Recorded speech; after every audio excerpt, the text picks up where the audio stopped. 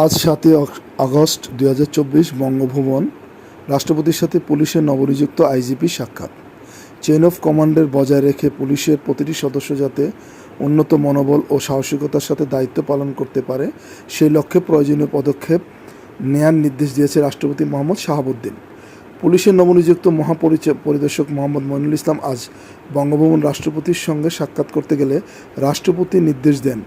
পুলিশের নতুন মহাপরিদর্শককে অভিনন্দন জানান রাষ্ট্রপতি মোহাম্মদ শাহাবুদ্দিন। বলেন, দেশের আইন শৃঙ্খলা রক্ষা ও জনগণের জানমালের নিরাপত্তা নিশ্চিত করতে পুলিশের ভূমিকা খুবই গুরুত্বপূর্ণ।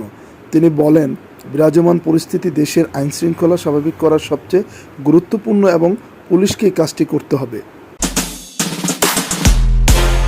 যে কোনো অরাজক পরিস্থিতি লুটতরাজ বন্ধে পুলিশের কঠোর পদক্ষেপ নেয়ার নির্দেশ দেন রাষ্ট্রপতি মোহাম্মদ শাহাবুদ্দিন। রাষ্ট্রপতি কার্যালয়ের সচিব মোহাম্মদ ওয়াহিদুল ইসলাম